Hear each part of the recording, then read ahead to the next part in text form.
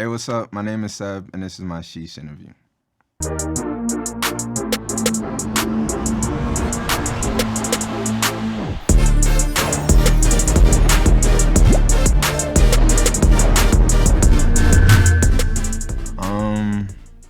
I first got into music, or like really got into music, was third grade, fourth grade. I know what? Oh my God, I'm blanking out. Seventh grade, tweak. Seventh grade, my homie played me the Carter 3, and that was like the craziest shit I've ever heard. And it was like from that point, we started a rap group called the Rough Boys, just downloading beats off YouTube and stuff, and yeah.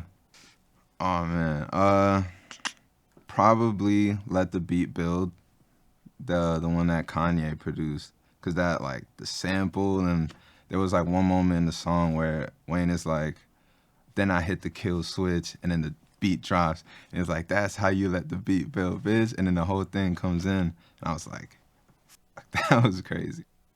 I guess one, it like made me realize that I didn't want to be an audio engineer, cause like I went to school for it a little bit, interned at a studio, and like absolutely hated that. And it was like, all right, I need to find like a different route into making music. So yeah, that just got me on the path of wanting to be an artist. And then after that, it helps a little bit when I'm in the studio working. I don't really need too much help getting things going, or like I might know some info to like piece certain things together to just like keep things going. Production for sure. Like I've tried sometimes just like sitting at a guitar and trying to do something, but like nothing really like hits me in that way. So like having at least like the basic building block of a beat with the vibe, the atmosphere, and everything helps. My songwriting process is, first I would start off with like a groove. So I'd get like the drums, the bass going, and then after that, I would just pretty much freestyle whatever comes off the top, maybe catch some phrases here and there, and then from that, I'd listen back and try to like figure out whatever the hell I was mumbling into the mic. Yeah, I definitely had doubts about pursuing music like a bunch of times, but I think the biggest the biggest time like I really thought, it was time to like give up on it was when I first moved out here to LA. And I moved out here like one of my best friends, he got himself into a management situation, and I was talking to this one dude who was like potentially going to manage me, came out here, and then he like ghosted me. And I was like what am I gonna do now? And then I ended up getting this terrible job on Fairfax and just like hating it. Then the pandemic came like 6 months after, and I was just like, all right, bet, it's a wrap. My outlook has definitely changed on the music industry. Just, I guess it's not like pure isn't the right word, but I guess it's things are more contrived than I initially anticipated. So like, just like when you see the way like different artists move, or just like things that like I gotta do, I'm like, oh, like fuck. Like I thought things like this just like genuinely just came about, but like no, there's so much planning involved with everything. And I think that was the biggest shock for me. So Seaside Demo came about when this was like middle of the pandemic, around February last year.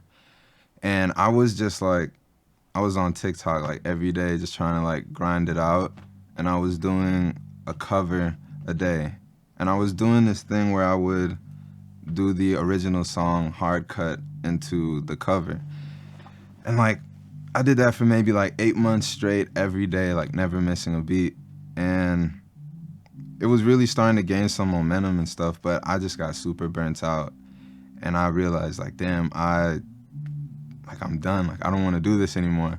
But then I got the idea of like, well, what if I just do a hard cut to one of my own songs that's like similar BPM, similar key, and all that. And the first time I did it was with Seaside. I did it, I uploaded it, and it didn't go crazy or anything like that. And yeah, I just sort of like moved forward. I didn't really do that too much at the time, and then 2 months later, I had uploaded it on YouTube already, and then the YouTube videos went from like few hundred, few thousand, tens of thousands, 50, 60,000 a day. And it was like, holy shit. And then we saw on TikTok, it was just going crazy. The biggest way Haitian music influenced my music was just to make things feel good.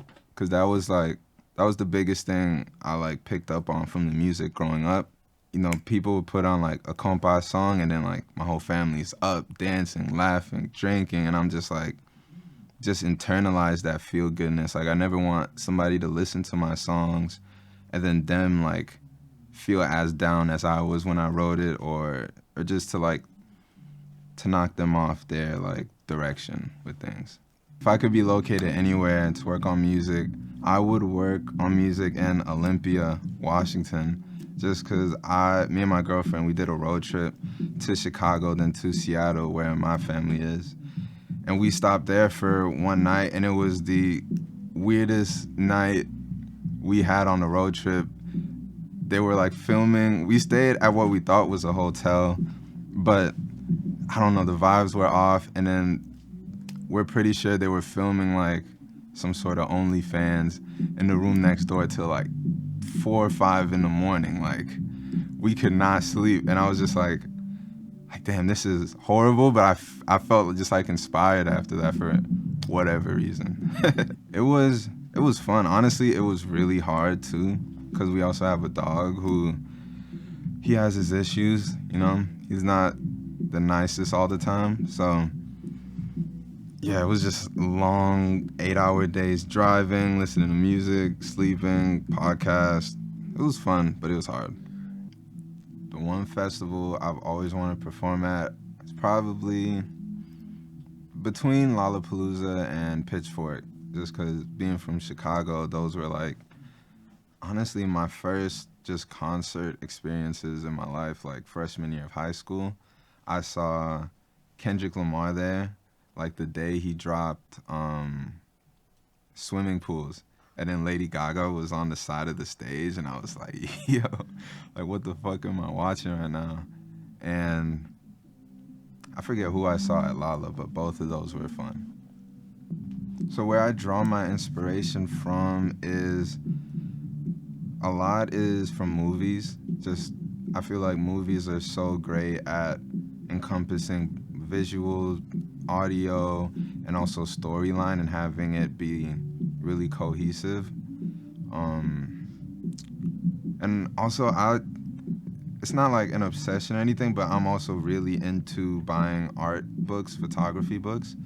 So I'll just like go down to the art shop and then just like see whatever new books they have and just sort of, yeah, go through stuff pretty much.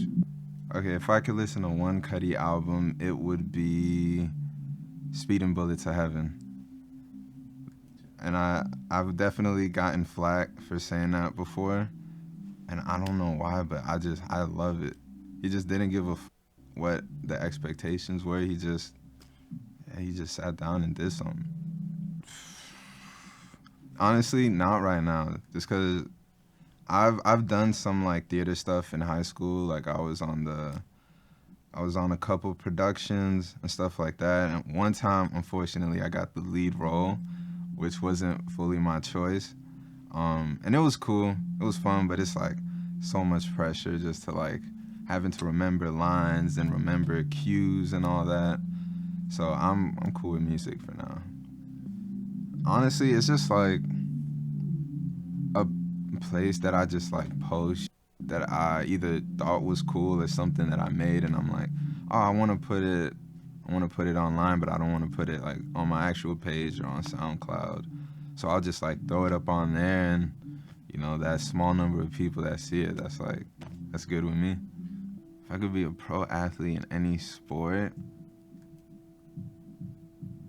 I would try, I don't know what it's called, but in the Olympics where they're like brushing the ice with the puck sliding down, that would be my Curling. If I could spend a day away from my phone, I honestly would just be like, just with my dog and with my girlfriend. Majority of the time, just like maybe go to a park or go on a walk. I don't know. I feel like I haven't spent a full day away from my phone in so long. I don't even know. Like it's a part of me basically. So for the rest of the year, I have my next project that's coming out. It's just basically like It's Okay We're Dreaming, Act Two, and yeah, that's gonna have a ton of songs I worked on last summer that I'm excited to have come out. I have Firefly coming up, and also I'm trying to do like smaller shows to build up to that, cause that's for sure gonna be the biggest. Yeah, I got you guys. For sure gonna do that. And yeah, I think that's pretty much it. Hopefully, my schedule doesn't go too crazy. What has been making me happy lately? Alright, this is it was it was a bad situation that turned into an interesting situation. Was I got into a car accident last month. The car got totally fucked up. We had to like bring it to the mechanic, and it's taken a while to get it fixed. So while it was getting fixed, the cheapest rental car I could get has been this massive minivan, and it has so much space, so many dope features. Like I get to like precisely say what temperature I want. They have like this back massager thing that like some support your lumbar and yeah, that the minivan has been bringing me a lot of joy.